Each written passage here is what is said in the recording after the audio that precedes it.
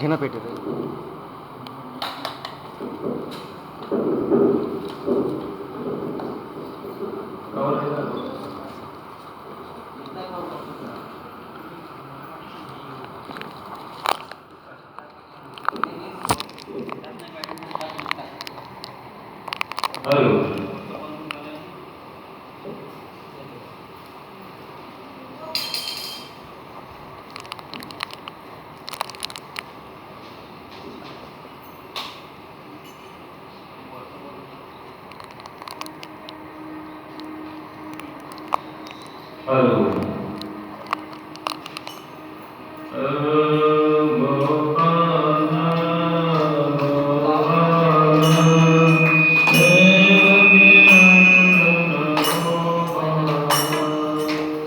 गोपाला गोपाला देवकी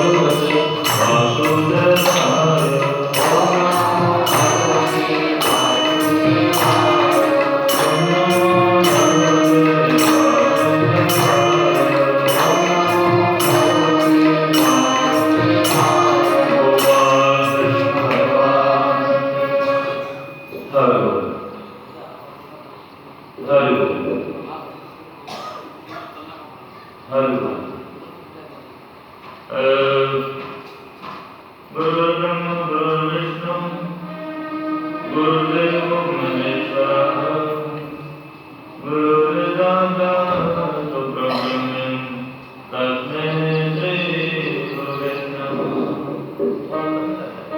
थोडासा कमी नाही कमी. नारायण देवी सरस्वती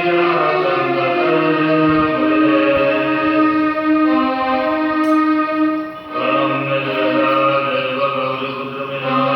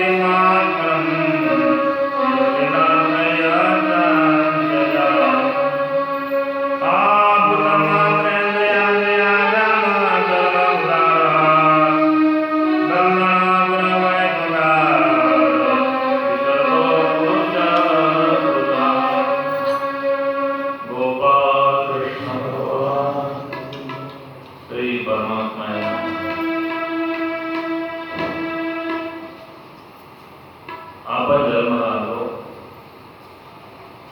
जन्माला आल्याच्या नंतर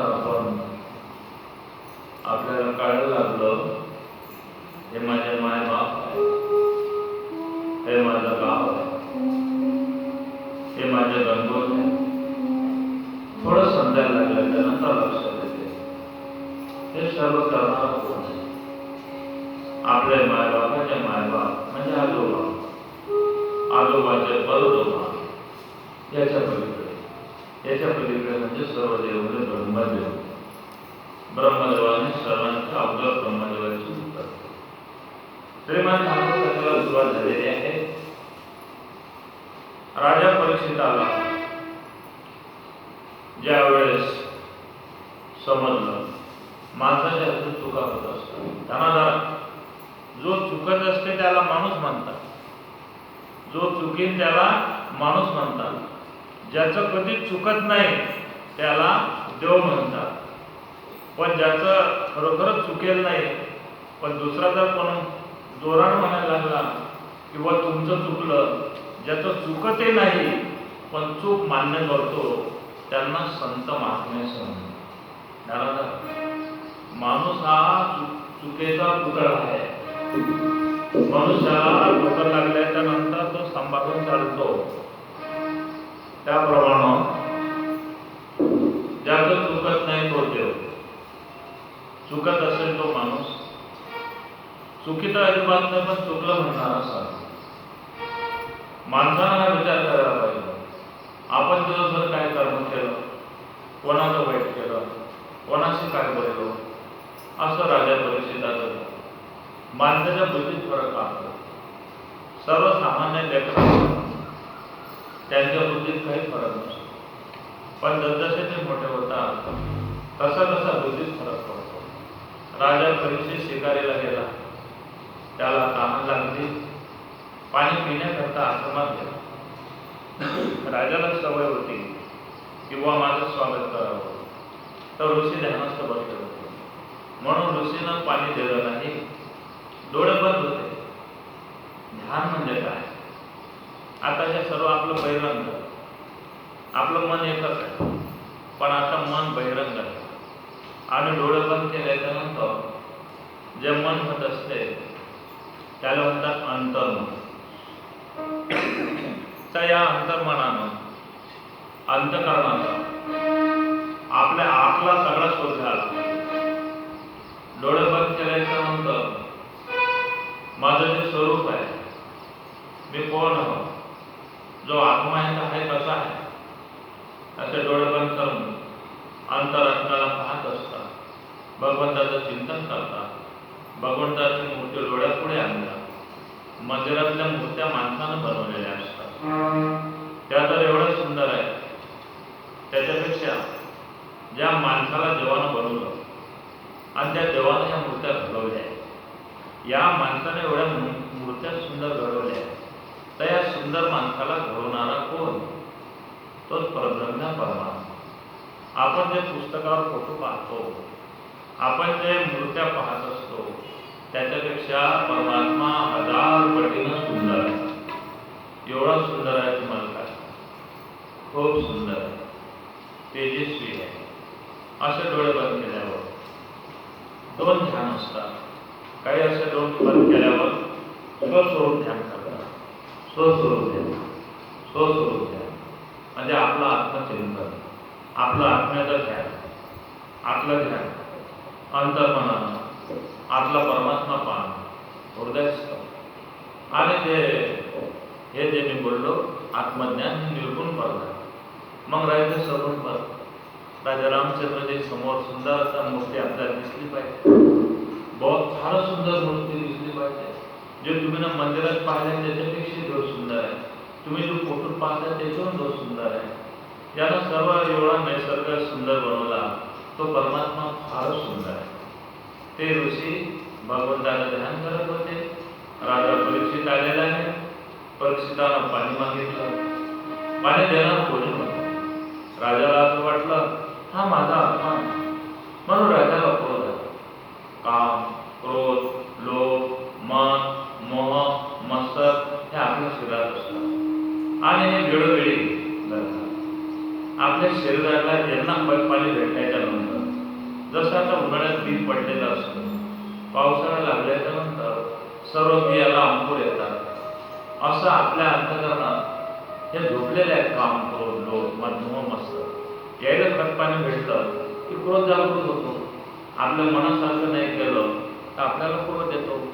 मनासारखं जर केलं तर माणसाला समाधान वाटते, माणूस प्रेमानं वागायला लागतो. तर राजाला क्रोध आला, म्हणून राजानं मेलेला सांग मुनीच्या गळ्यात टाकलं. त्या मुनीचं नाव शमी ऋषी. त्यांच्या मुलानं पाहिलं माझ्या पित्याच्या गळ्यात कोण मेलेला साप टाकला. तो रडायला लागला. त्याला क्रोध आला, ज्यानं माझ्या पित्याच्या गळ्यात हा साप टाकला असेल त्याला आजपासून 7व्या दिवशी तक्षक नावाचा साप दंश करा. भागवत 7 दिवसाचं काळ असते. त्या 7 दिवसातून कोणी आपण एका दिवशी जन्माला एका दिवशी जाणार. जन्माला आला हा दिवस आपल्याला माहीत नसेल तरी आपण समजदार झाला समजते या दिवशी जन्माला आला या तारखेला जन्म झाला आणि मराठी तारीख आपल्याला माहीत नसते, पण मृत्यूची सर्वांची नोंद. तुम्ही जरी गावात जन्माला आले आणि मराठ्या वेळेस किती आवडीचा माणूस असला त्याला गावात होत नाही, त्याला गावाच्या गरज नाही. मनुष्यानं ध्यान धरावं. असा राजाने विचार केला, माझ्या हातून अपराध घडला, मी नसं करून करायला नव्हतं पाहिजे. राजानं मुकुट काढता बराबर राजाला पश्चाताप, कारण जो मुकुट होता तो सोन्याचा. एक ध्यान धरा, आपण कपडे कोणाकरता वापरतो? आपल्याला वाटते का आपल्याकरता वापरतो? आपल्याकरता वापरत असतो ना. तुम्हाला मी जंगलात तुम्ही फोडतोय म्हणजे त्या ठिकाणी तुम्हाला भीती काहीच नाही, पण कोणीच नाही तिथे, तुम्ही एकटेच राहता. आता घरात नाही का माणूस नुसता बंदवर राहते नाही काय, नाईट कपड्यावर राहते. बाहेर निघताना कशाकरता घालावं लागतात? लोकांनी दिसण्यात जातात. कपडे भारी कशाला घ्यायला लागतात की लोकांनी दिसण्यात जातात. हे माणसाची पद्धत आहे. सोनं बरेचसे लोक लोकांना दाखवण्याकरताच घालतात, वाईट नको वाटलं. अंगठ्या आले काय असेल ते, म्हणजे ते जर माऊली आमची आहे, आपण एखाद्या जंगलात ठेवली आपल्या बाबा नाही तर त्याच्या वापराशिवाय कोणीच नाही. ते म्हणजे अलंकाराचं मी काय करू? हे लोकांना दाखवण्यात जातात.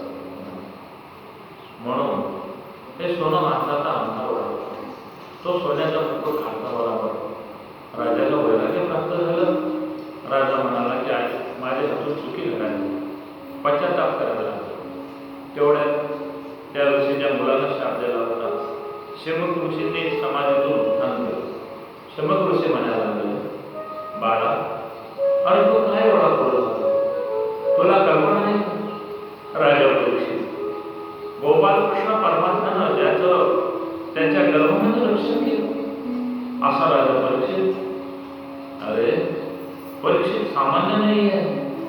परीक्षितनं कलेला दमन केलेलं आहे. अशा या परीक्षिताला तो शाप केला. त्या राजाला सावधान म्हणायला लागला. शेमिक ऋषीनं एका शिष्याला बोलावलं. शिष्य बसून गेला घोड्यावर.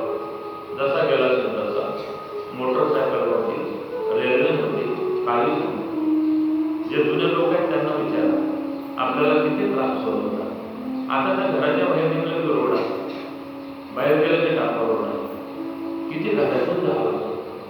शिष्य धावत आला आणि द्वारपालांना विचारलं. द्वारपालांनी म्हटलं, कोण?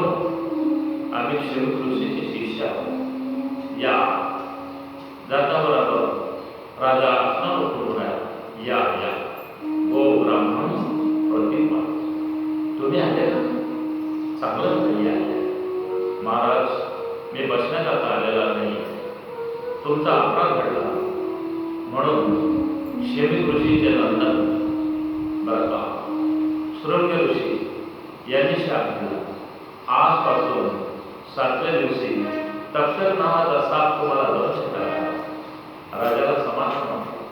राजानं त्या प्रयत्नाला सुरुवात केली. 7 तालाची काचाची बिल्डिंग बांधली.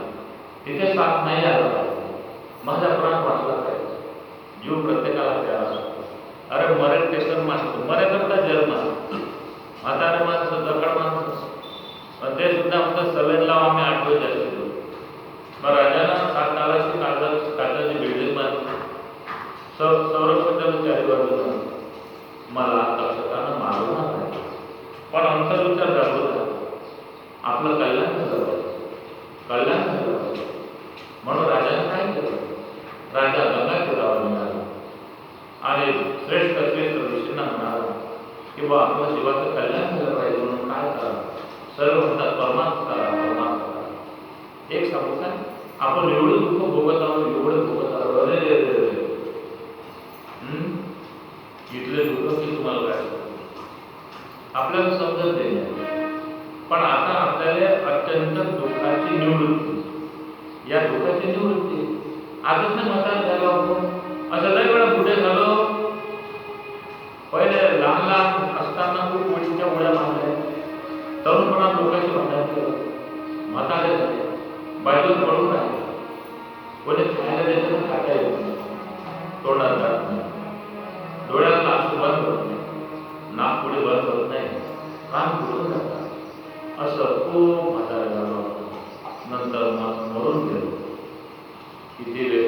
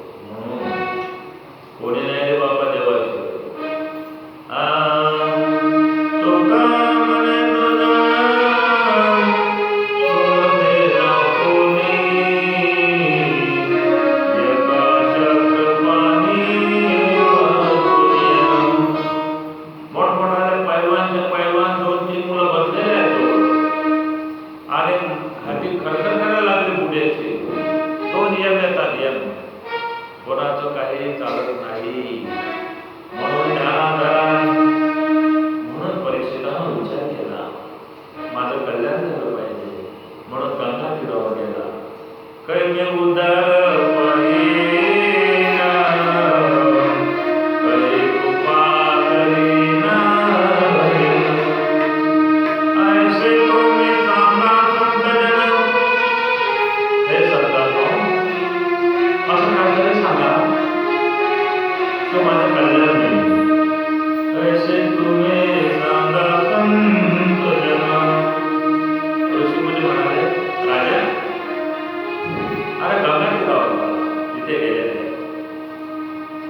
पिकल्याच्या नंतर त्या फळाला असा विचार करावा नाही लागत, त्या पाखराला बलावा नाही लागत, ते पाखरू बराबर फळावर येते. तुम्हाला खरोखर मनापासून जर तळमळ लागली, तो मज भावा, तो मज भावा, तो मज भावा, तो मज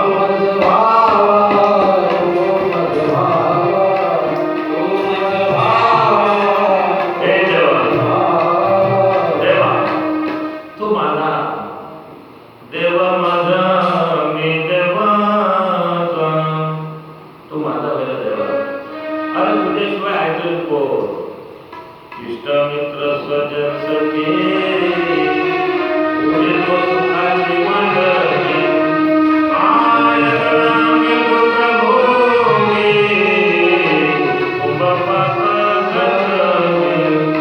ज्याच्याकरता खोटे नाटे पैसे करून, खोटे काम करून पैसा कमवला आणि यातना भोगायला लागतात नरकामध्ये. अरे मनुष्यानं कष्ट करून सत्यानं आचरण करून पैसा कमवा आणि खोटं नाटक कामं करून ते खातात पितात, ते अन्न तरी शुद्ध असते काय? म्हणून कष्टानं कमवा ते अन्न खाऊ घाला, ते अन्न सात्विक असते. म्हणून राजानं असा विचार केला. त्यावेळेस आपोआप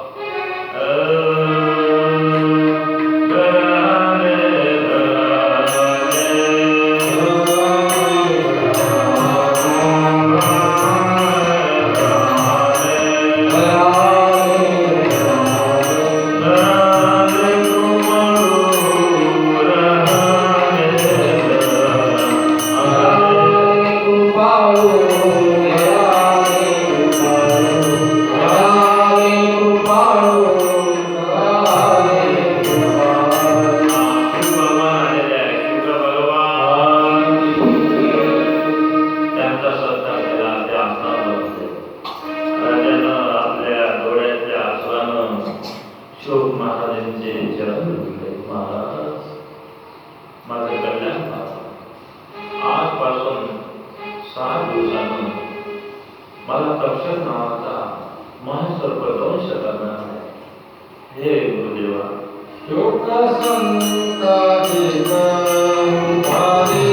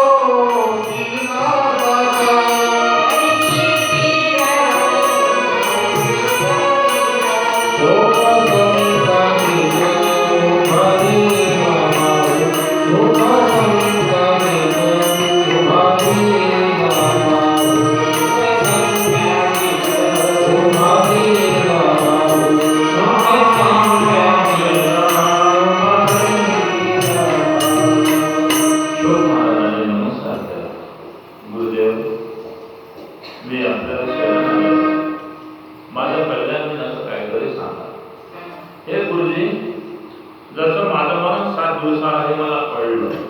आपल्याला कळत नाही मरण, ध्यानाधारा आपल्याला नाही कळत. मस्त हिंडतो आपण, दुपारून 12 वाजता मरणारे सकाळून खाऊन मजा मारतात, उड्या मारतात.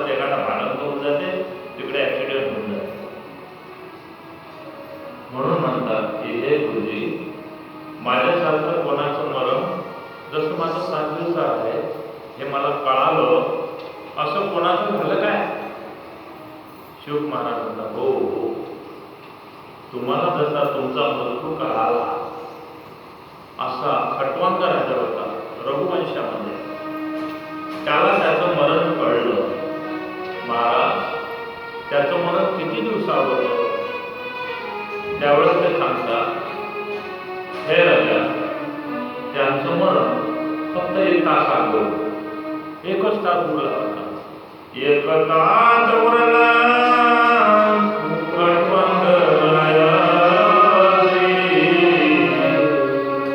एका दिवसात, एका तासात त्यानं आपला उद्धार करून दिला. राजा, तुला तर 7 दिवस उरलेला आहे. म्हणून आता श्रीमद भागवत पुराण शुक भगवान सांगतात, शांत चित्तानं आहे.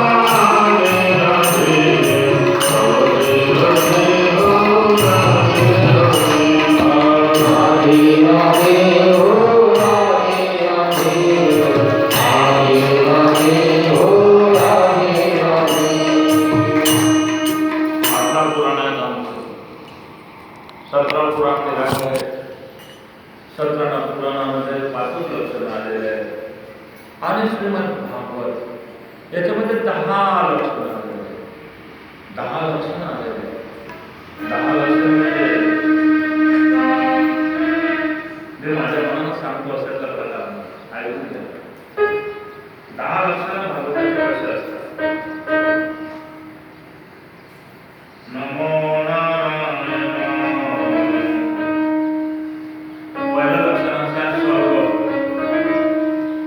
विसर्ग, स्थान, पोषण, ऊती, मन्वंतर, ईशानुकथा, निरोध. निरोध झाल्याच्या नंतर जे आलेलं आहे त्याला मुक्ती असं म्हणतात. आणि आश्रय. स्वर्ग म्हणजे ईश्वराच्या प्रेरणेने गुणाचा क्षोभ, आकाशाचे पंचमहाभूताचे तन्मात्रा यांची अंकार सुद्धा इंद्रियांचं उत्पत्ती, त्याला स्वर्ग नाही करता, स्वर्ग म्हणतात. ऐका. दुसरा आहे विसर्ग, म्हणजे आपल्या सगळ्यात आमचा विराट जो जन्माला आला आणि त्याला जन्माला आल्याच्या नंतर त्यानं ब्रह्मदेवाला जन्म दिला आणि ब्रह्मदेवानं चराचराची उत्पत्ती केली, त्याला विसर्ग असं म्हणतात. आता स्थान म्हणजे सृष्टीचा नाश किंवा वृद्धी हे सर्व होऊन येतात,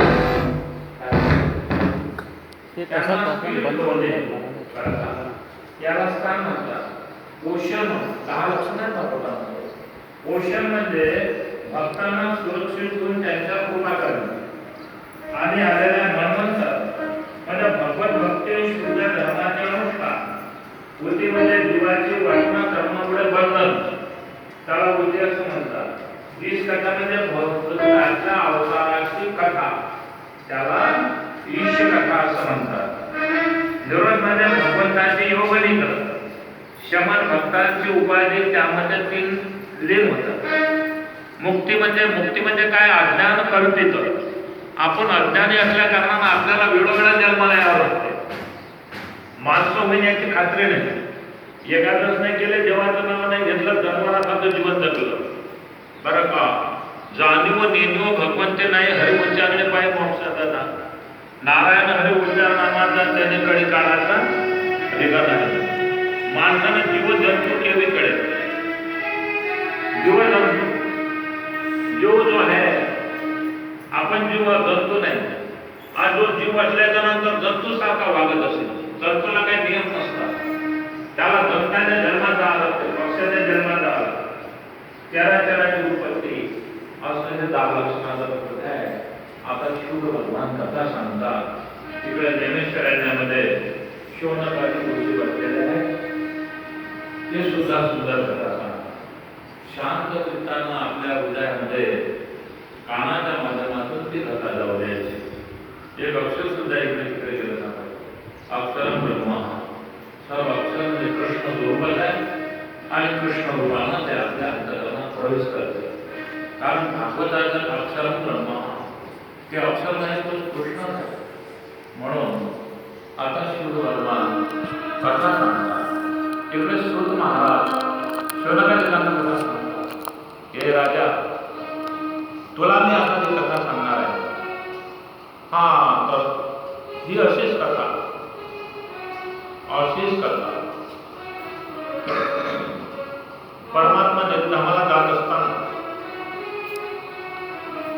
परमात्म्यांनी उद्धवाला जे ज्ञान सांगलं ते ज्ञान मैत्र्याला सांगलं, आणि जे उद्धवाला ज्ञान सांगलं ते ज्ञान पैगा बरवे जरी मनिया निजानावे तया गंधा देवदामे सर्वस्वी.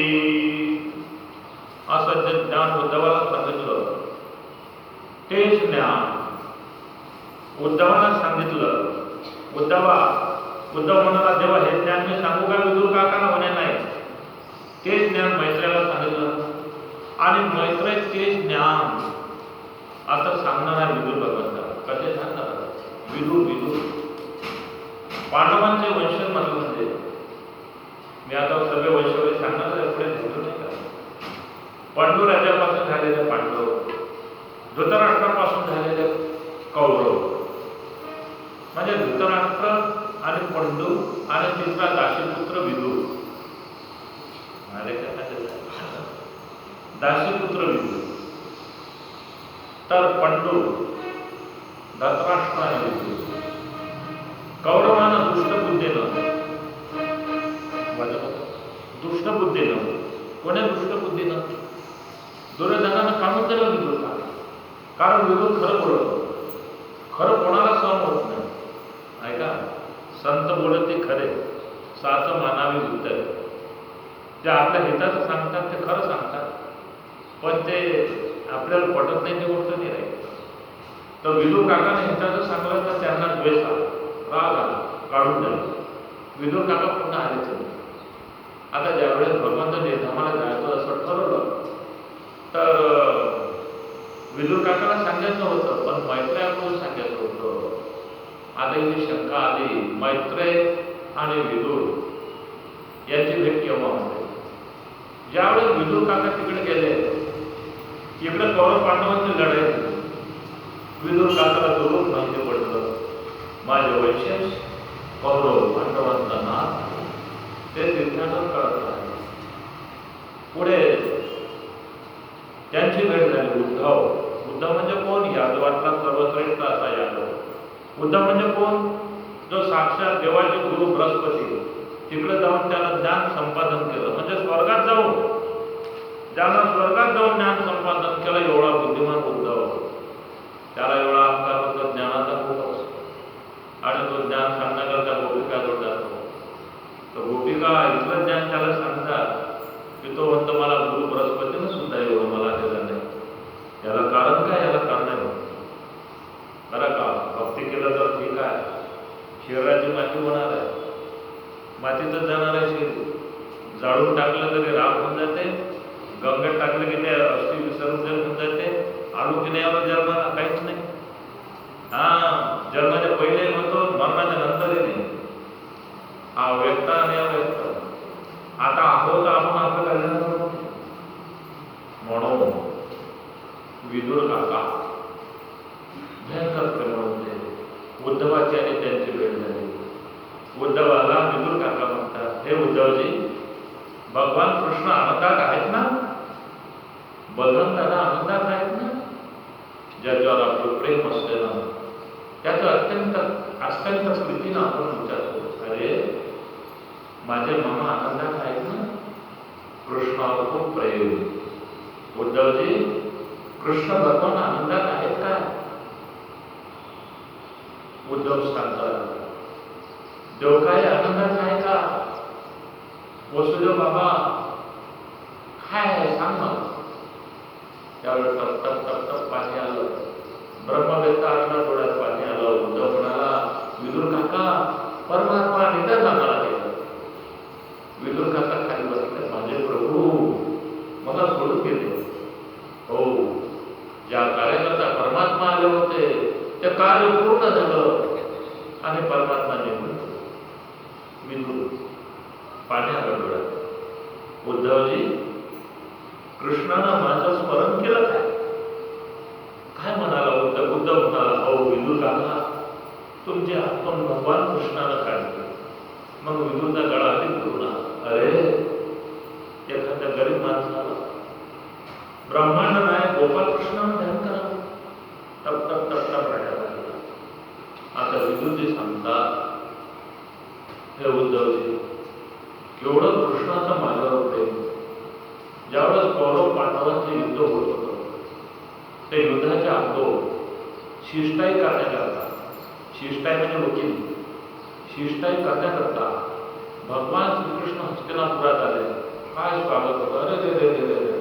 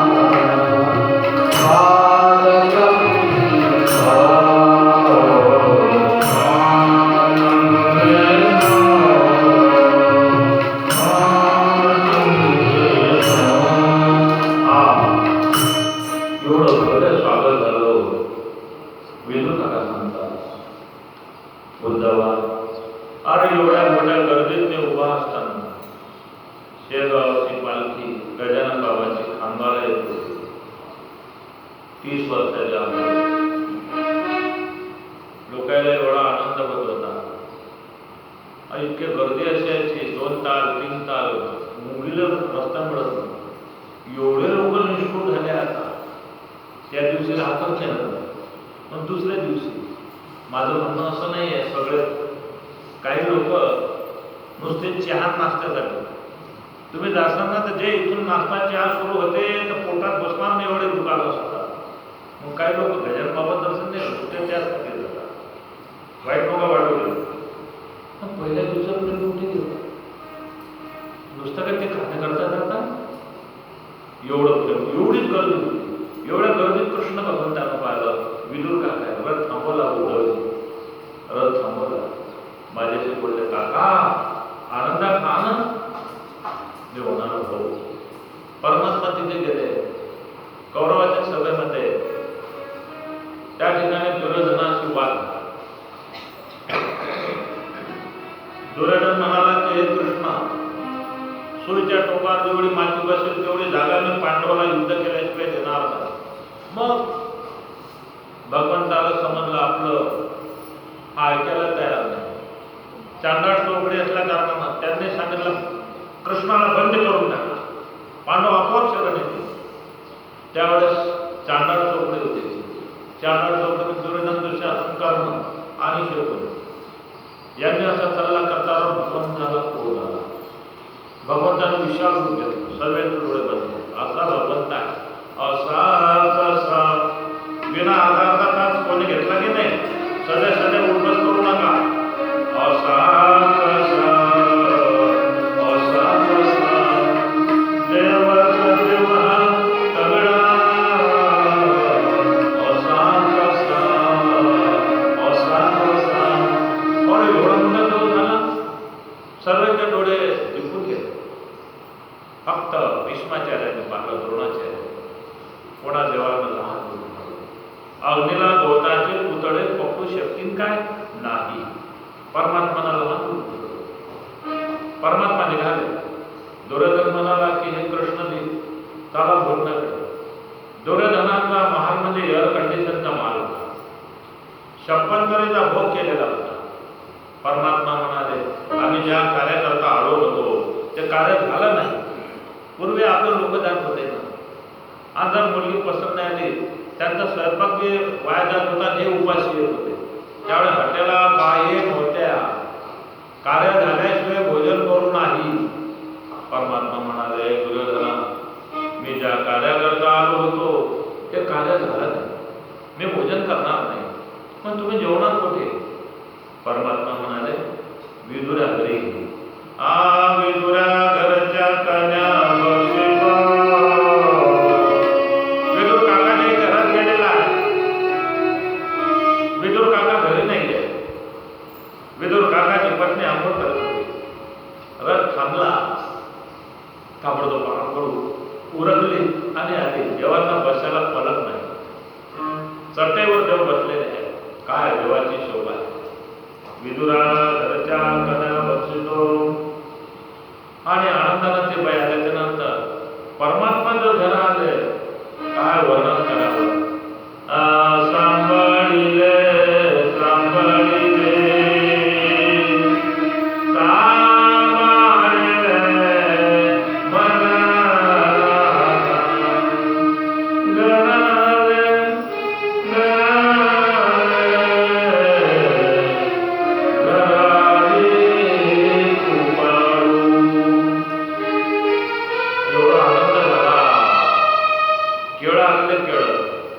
भगवंताच्या समोर बसलेल्या विदुर काकाची पत्नी खूप आनंद झाला.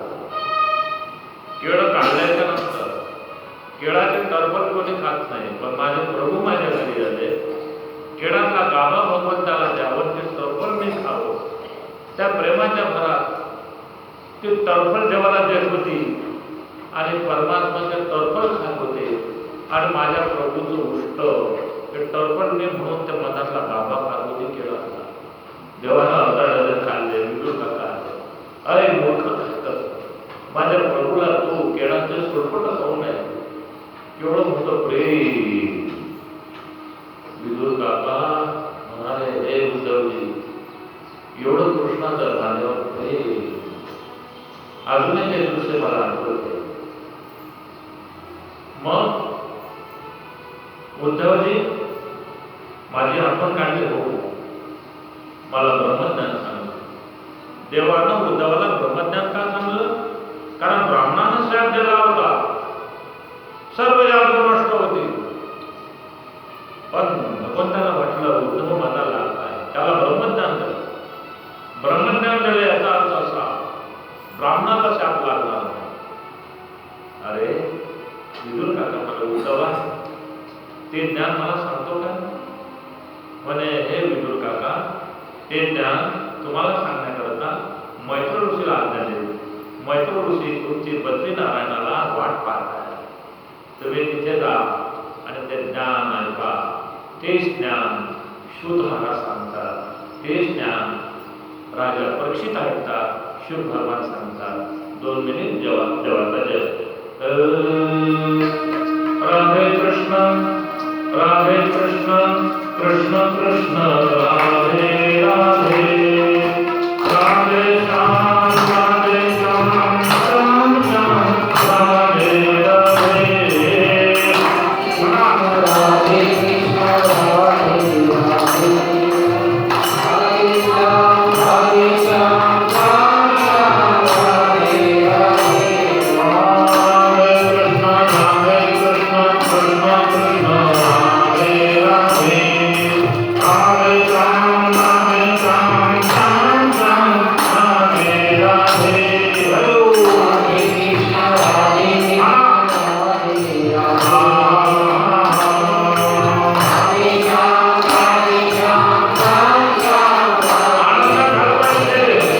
राधे कृष्ण, राधे कृष्ण,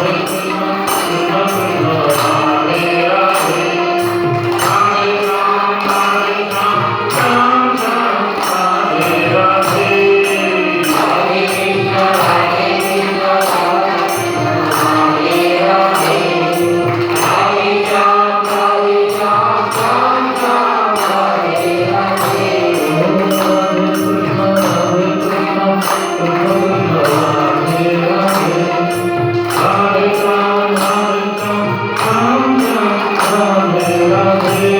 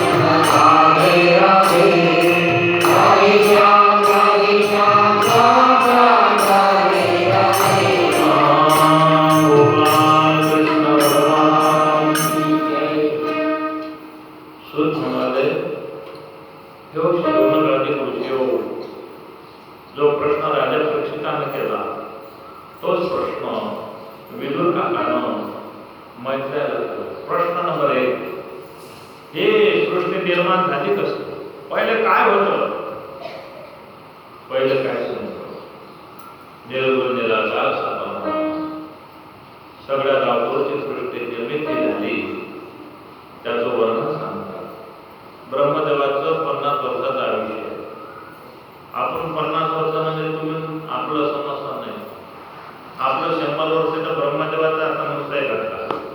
100 वर्ष असं ब्रह्मदेवाचं आहे. त्याचं अर्ध आयुष्य संपून गेलेलं आहे. आणि जे अर्ध आयुष्य राहिलं त्या अर्ध आयुष्य समजलं म्हणजे 50 वर्षाचं म्हणजे आपलं किती जन्म झाले किती झाले याचं नेमच नाही. अगणित झाले, अगणित. याची गिनतीच नाही, अगणित.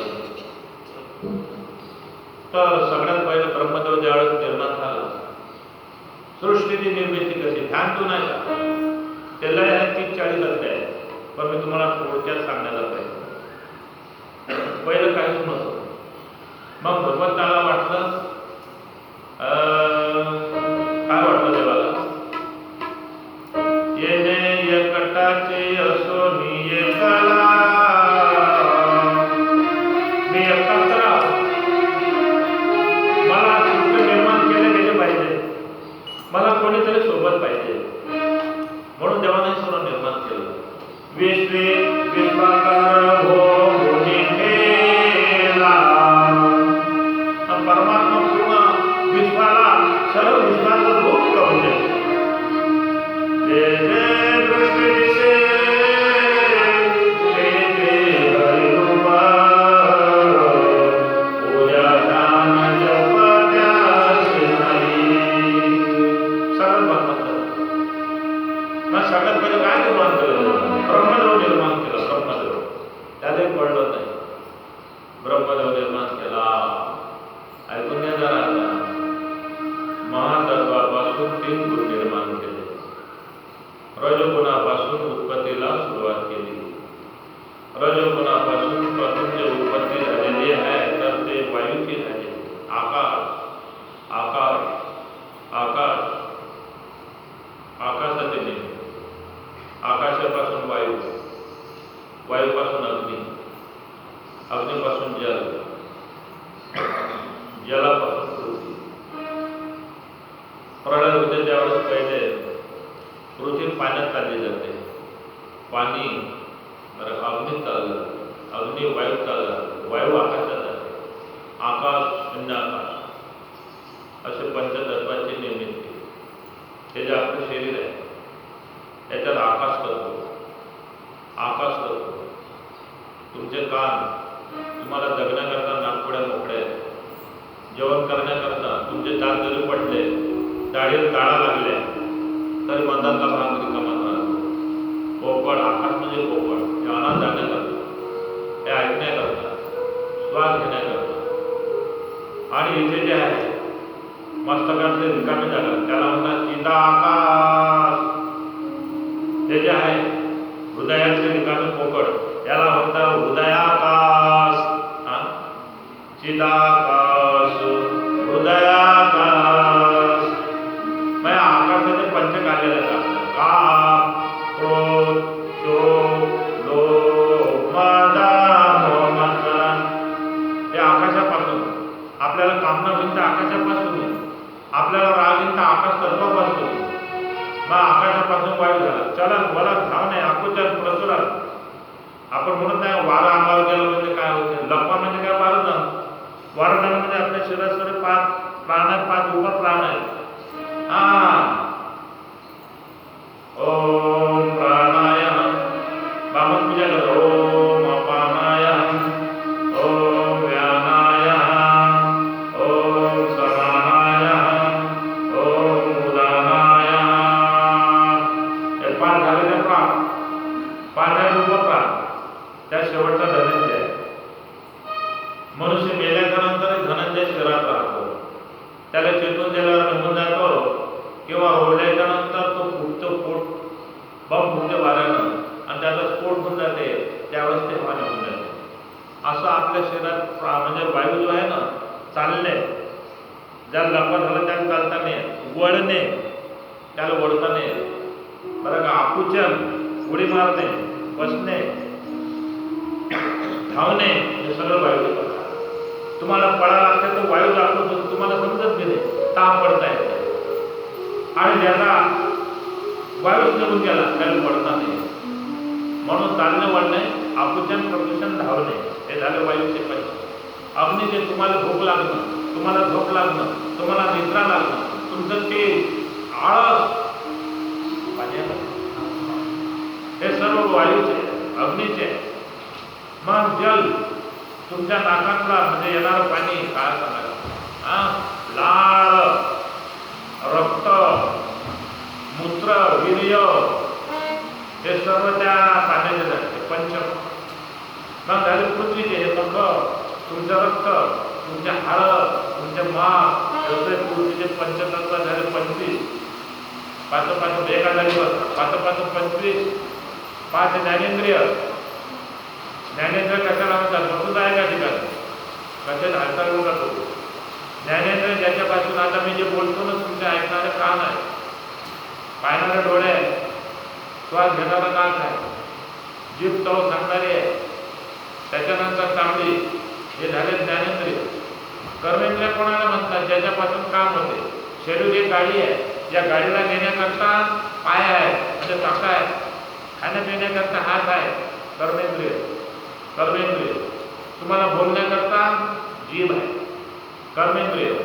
शरीर हे एक गाडी आहे, गाडीतला मैल फेकण्याकरता त्यातलं एक कर्मेंद्रिय. मैल फेकण्याकरता, जल फेकण्याकरता 5 ज्ञानेंद्रिय, 5 कर्मेंद्रिय, असं 36 तत्वाचं शरीर झालं. आता हे ब्रह्मदेवान निर्माण केलं. आणि ज्यावेळेस ब्रह्मदेव निर्माण केला, तो ब्रह्मदेव 4 दिशेला पाहा लागला. त्याला 4 दिशेला तोंड फुटले. तो आपल्या मायबापाने पाया लागला, शोध घ्यायला लागला, शोध लागला नाही. मग आता ब्रह्मदेवाचा माय बाप कोण?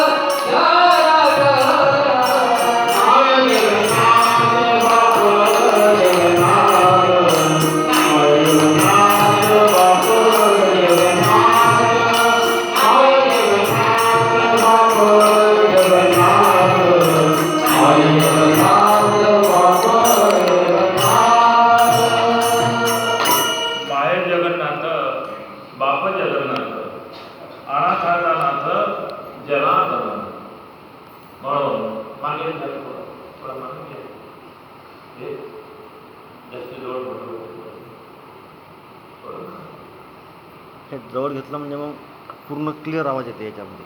आवाज? हां, आवाज येते पूर्ण. गोपाल कृष्ण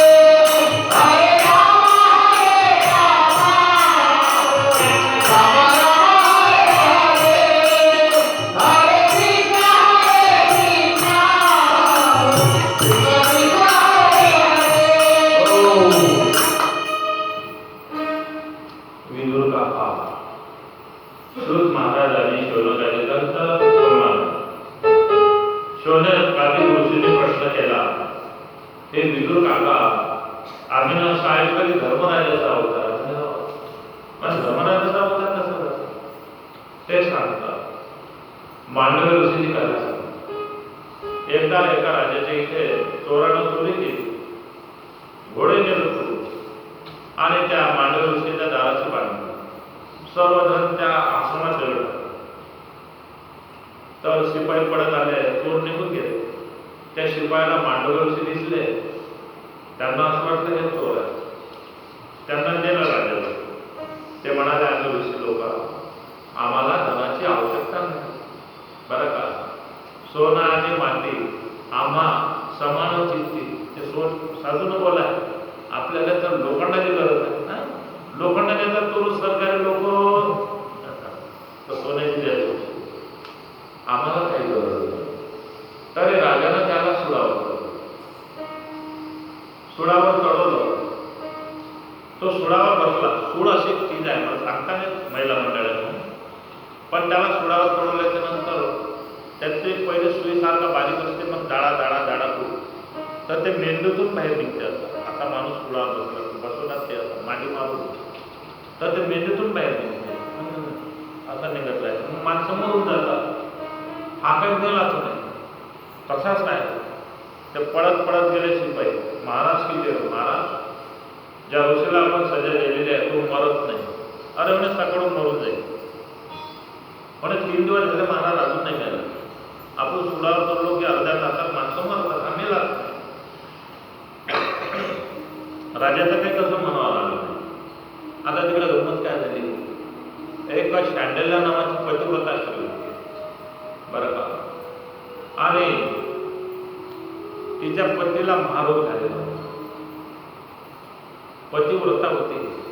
आता शांडल्य त्यानं भलतीच काही योजना करते.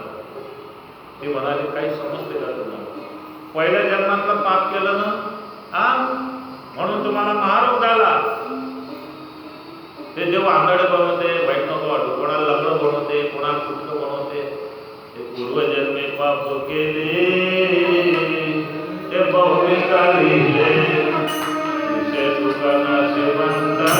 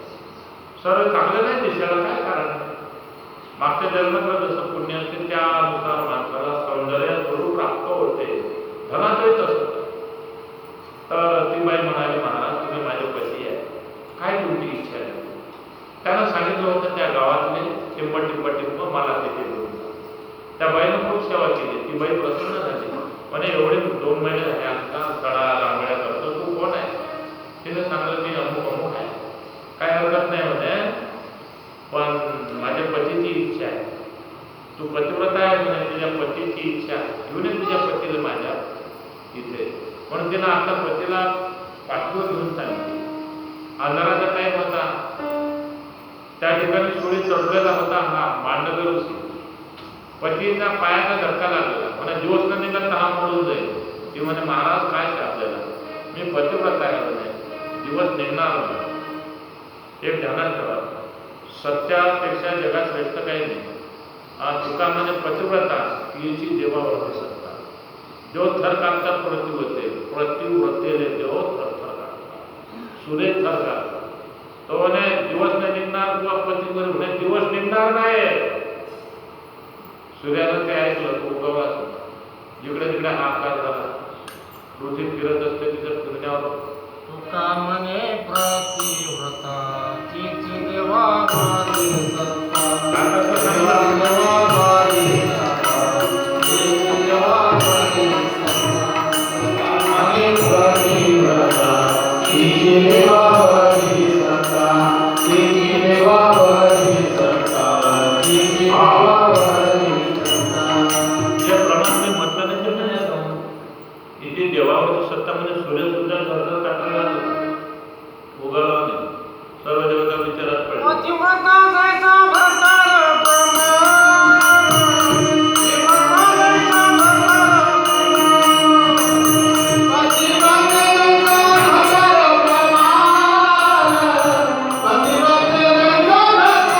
प्रमाण, पतिव्रता जैसा भरतार प्रमाण,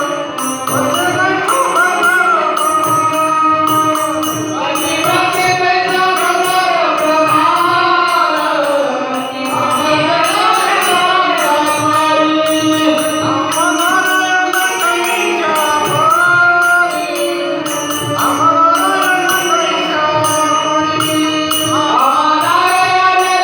जैसा भरतार प्रमाण, पतिव्रता जैसा पतिव्रता जैसा भरतार प्रमाण. पतिव्रता स्त्रीला पतीशिवाय दुसरं काहीच नाही. अशा तऱ्हेनं खऱ्या भक्ताला देवाशिवाय दुसरं काहीच नाही. पतिव्रता जैसा भरतार प्रमाण, तैसा नारायण आम्हा परी. तर सज्जनांनो, ज्यावेळेस धक्का लागला की म्हणाले दिवस उदय होणार नाही, सर्व देवता विचारात पडले. सर्व देवता येऊन म्हणायला लागले दिवसाला निघू दे. ते ऐकेच ना. सती अनुसया केलेलं, सती अनुसया आली. अगवाने शांतीले उद्यान दिवस म्हणे अनुसया देवी तुम्ही पतिव्रता मी पतिव्रता. हा तुम्ही ना असं म्हणा काय. अगं मी याच्याकरता म्हणतो तुझ्या पतीला महारोग आहे, त्याचं आयुष्य कमी आहे, बिलकुल थोडं आयुष्य आहे. आज जर तुला हे देवाला उभं दिलं तर सर्व देव प्रसन्न होतील. त्याचा रोगी बसून टाकतील, त्याचं आयुष्य वाढतं. ते शांती लिहिल्याला पटलं. तेव्हा उघडलं गेले सूर्य उगय, पटकन सूर्य उगवला. सर्व देवाने पुढे टाकलं. त्याचा महारोग बसून गेला, त्याचं आयुष्य वाढून गेलं. मग इकडे काय झालं. हा त्यावेळेस मांडवकृष्ण विचारलं.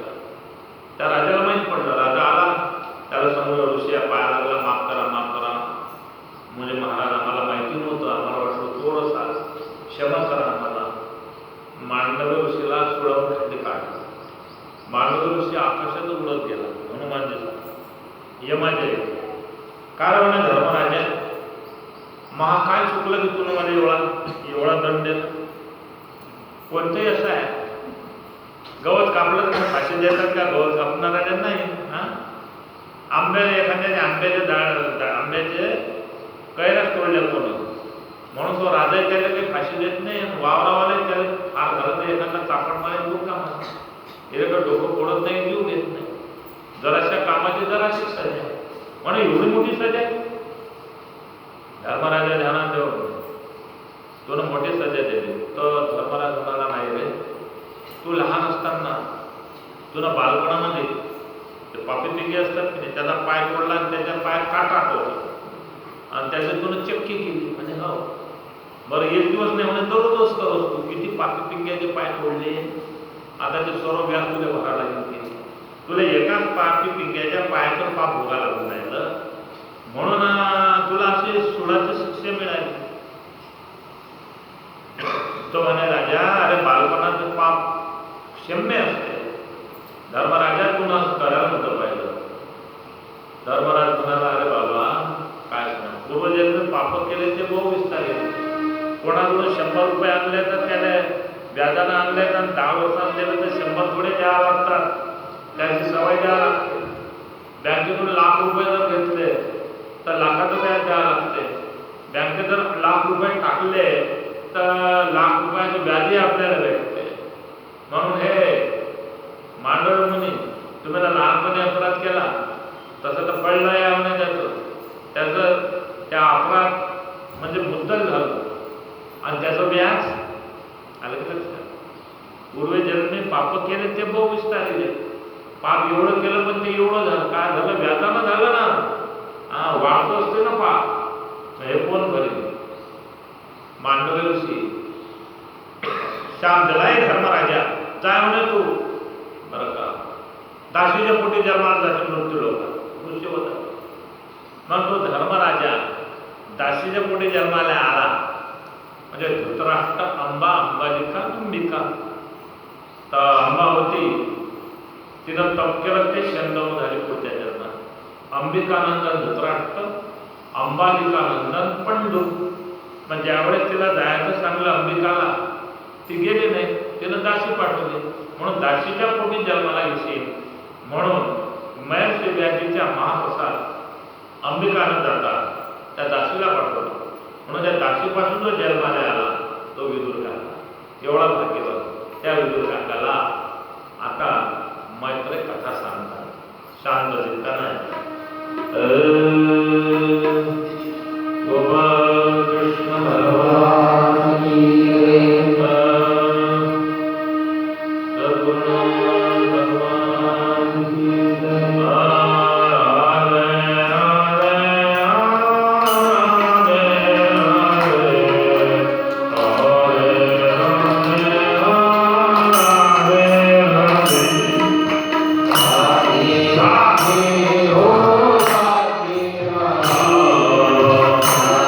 Radhe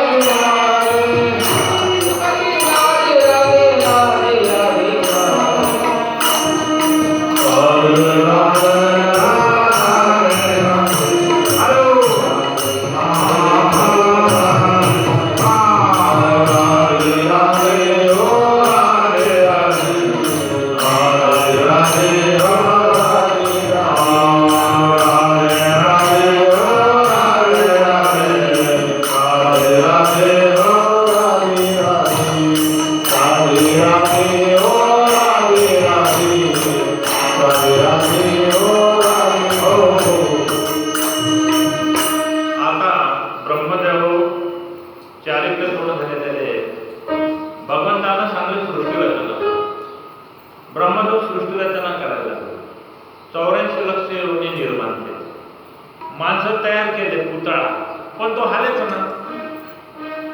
मग भगवंताच्या लक्षात आलं ब्रह्मदेव नुसत्या आकाराच्या 84 लक्ष योनी निर्माण केले. त्यातला जो मुख्य जीव आहे, जीव पण परमात्म्याने असं केलं. परमात्मा 84 लक्ष योनीमध्ये आपल्या चैतन्य शक्तीनं आत धरले.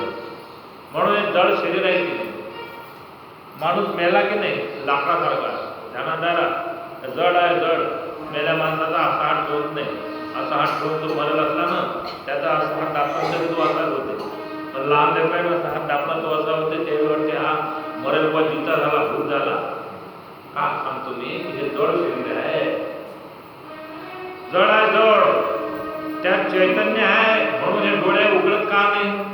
कारण डोळ्यातला अंधारला पाहता नष्ट होऊन जाते.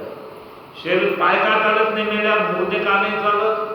त्यातला चालवणारा चाल हे शरीर कोणाची असते, कोण बोलविते हरिवेन.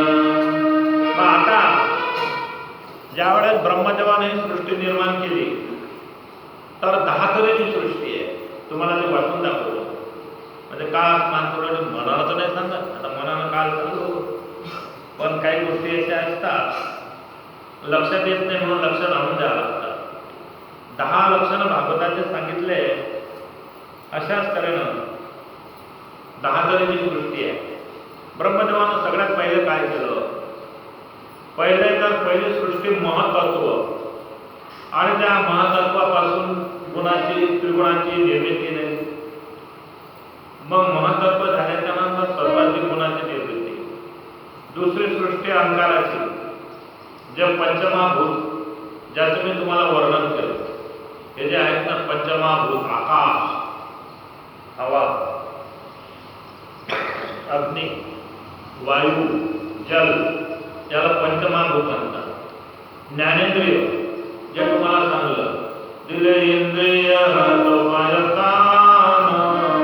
हे इंद्रिय आहे, ज्ञानेंद्रिय. त्वचा, नेहमी सांगतो मी भागवतात, डोळे, नाक, कान, त्वचा, जीभ हे ज्ञानेंद्रिय. कर्मेंद्रिय, ते कर्मेंद्रियाची ओळख दिली तो. तिसऱ्या सृष्टीचा उत्पन्न करणारा तन मात्र म्हणजे त्यांचा विषय.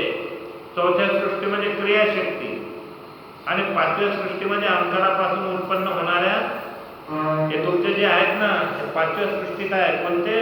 ते हात तुमचे आहेत. पयाची देवता इंद्र आहे. ते प्रसन्न असले तर हात काम करतात, बरं का. ते जर प्रसन्न नसले तर लपा होऊन जाते, हात असे आलं ते. इंद्रदेवानं आपली कृपा काढून घेतली, बरं का.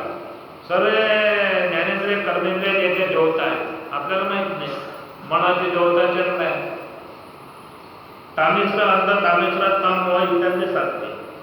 8वी म्हणजे वैकृत सृष्टी. वैकृत म्हणजे वृक्ष, हे 8वी सृष्टी. त्याला जीव असते ध्यानात. आणि 9वी सृष्टी म्हणजे मनुष्य योनी. आणि 10वी सृष्टी म्हणजे देव, पितर, असुर, अशी हे सृष्टी निर्माण केली सज्जनांनो. मग ब्रह्मदेवानं आता काय केलं? ब्रह्मदेवानं मानसपुत्र निर्माण केले. सनत्कुमार, नारद, बरं का, अनुभव खूप निर्मिती केली ब्रह्मदेवाने, भरपूर. पण मग आता ब्रह्मदेवाला असं वाटलं आपण कोणपर्यंत तयार करत राहा. म्हणून मैथुनी सृष्टीचा पहिला माणूस मनु. त्याच्या स्त्रीचं नाव काय रे? काय म्हणते? शतरूपा. शतरूपा. तर हे निर्माण केले त्यापासून लग्नाची पद्धत. तर ब्रह्मदेवानं हे निर्माण केल्याच्या नंतर आता गंमत काय झाली? सनत्कुमार हे मानसपुत्र झाले. नारद मुनी शांताकारं भुजगशयनं पद्मनाभं सुरेशं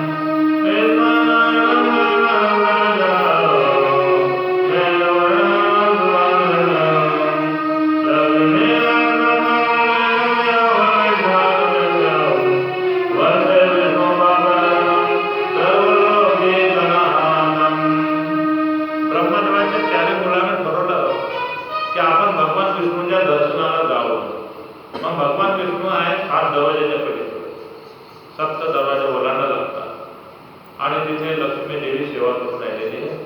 सनत कुमार आलेले आहेत. सनक सनंदना सनक असे सनक 4 भाऊ आहेत ब्रह्मदेवाचे, मुलं आहेत ते ब्रह्मदेवाचे. ते इथं करोडो वर्षाचं आयुष्य आहे, पण ते 5 वर्षाचे लेकर एवढेच आहे, 5 वर्षाचे. म्हणजे त्याला म्हातारच म्हणून नये. आपलं कसं आहे लेकरू बालपण ताबडत निघून जायचं, थोडं मोठं होऊन जातं. मोठं झाले की शाळेत टाकून तरुण होते. एखादी आजी पाहिजे ती झाले बोलता बोलता म्हातारा होते. त्या बुद्धीची दातबी चांगले न तरी चांगले, त्या बुद्धीचा मुलगा ते होऊन जाणे भक्ती ज्ञान वैराग्य सगळं दात पडतात, चष्मा लागत दिसत नाही, असं होते. असं चालू आहे. पण ब्रह्मदेवाची मुलं आहेत ना, त्यांना बालपणच नष्ट होत नाही. 5 वर्षाचे ते असताना त्यांना भगवंताचे द्वारपाल होते, त्यांचं नाव होतं जय आणि विजय. यांनी असे ते काळ्या द्वारपालाने आडव्या केले. त्याला राग येत नाही, पण आले देवाजीच्या मना तेथे कोणाचे चाले ना. त्या लक्ष्मी देवीच्या मनात आलं, ज्या भगवंताची मी सेवा करतो, एखादं लेकरू कसं लुईलुई असते, असे भगवान निक्कळ लुईलुई आहे, याच्या अंगात ताकद आहे की नाही. आणि शंका याला मा पाहिजे, माझा लक्ष्मी आहे आणि शंका. म्हणून देवानं ते ओळखलं. देवाला समजलं की माझी ताकद काय आहे, लक्ष्मीला दाखवायची आहे. करील तो काय मोहे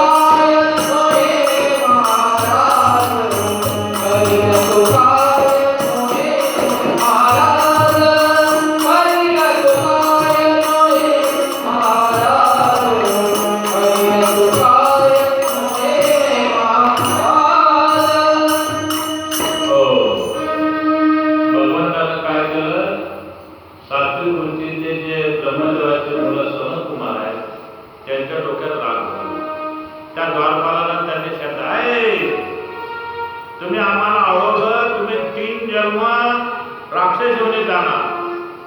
म्हणून ते हिरण्याक्ष हिरण्यकश्यपू पहिली होती,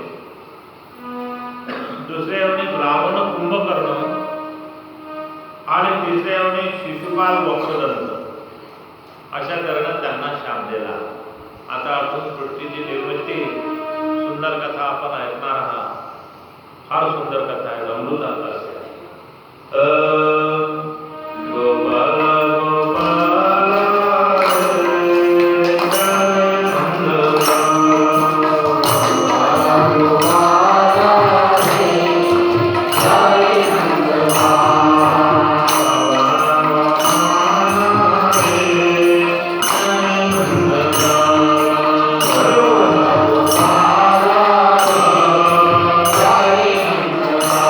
Hare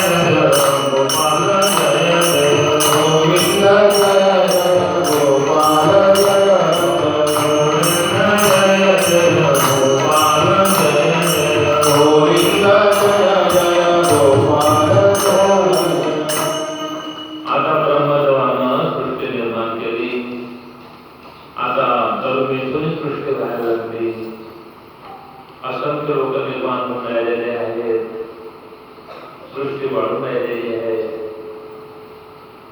यांना श्राप मिळालेला आहे म्हणून कश्यपाच्या पोटी जन्माला आलेले आहेत ते. देवाचा बाप एकच आहे, दैत्याचा बाप एकच आहे. देवाची माता निराळी आहे, दैत्याची माता निराळी आहे. कारण जो देवाचा आणि दैत्याचा बाप आहे त्याला 13 राण्या होते. हे सर्व कश्यपाची वंशावली आहे.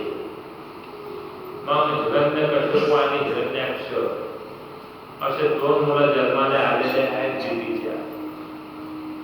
तर हे फार दुष्ट स्वभावाचे होते. हिरण्यकश्यपाची कथा मी तुम्हाला 4थ्या दिवशी सांगितलं. हिरण्याक्ष हा इतका दुष्ट होता, ब्रह्मदेवानं वर प्राप्त झाल्यावर एवढा ताकदवान होता, तेवढा ताकदवान जगात. हा पृथ्वीला धरताय, पाण्यात टाकलं. पृथ्वी धरताय, पृथ्वीनं काहीतरी रूप धरलं, भगवंताला शरण गेले. भगवंतानं सांगलं काळजी करू नको. तेवढ्यामध्ये समुद्रात गेला हा हिरण्याक्ष आणि पाण्यातून त्या वरुण राजाच्या तिथे. त्या वरुण राजाला म्हणे माझ्याशी युद्ध कर. आता वरुण राजाने विचार केला माझी ताकद कमी पडते, मी युद्ध केलं हा मला मारेल. तो मी युद्ध केलंच तर आहे, पण माझ्यात तेवढी ताकद नाही. मग दुसरा कोण ताकदवान मनुष्य आहे?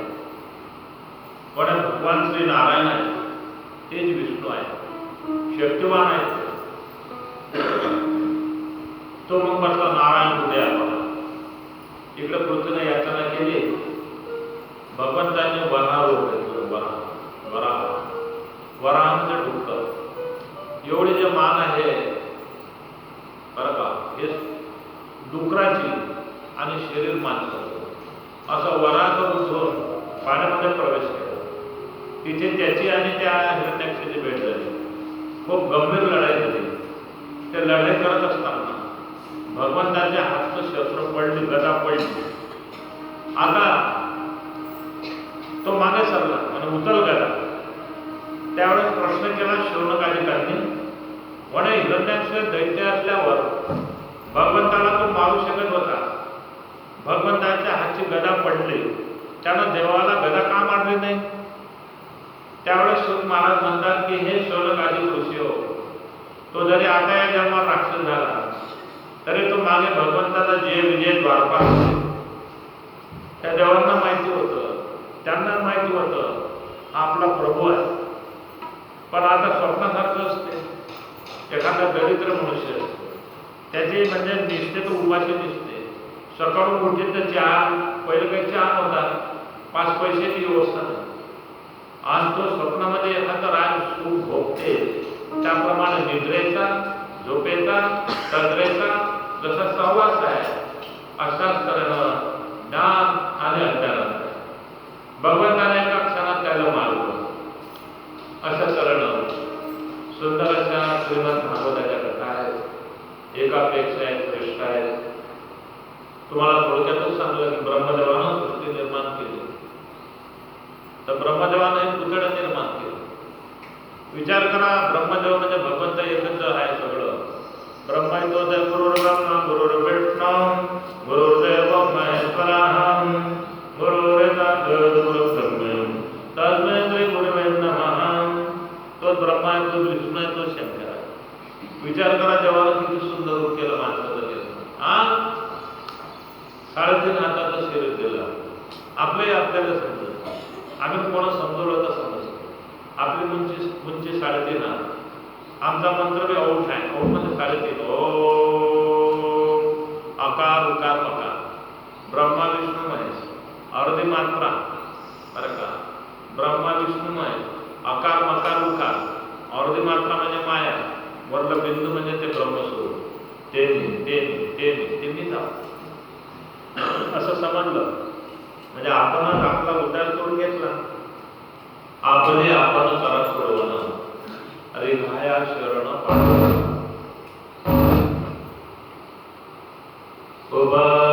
कृष्ण हरे कृष्ण कृष्ण हरे हरे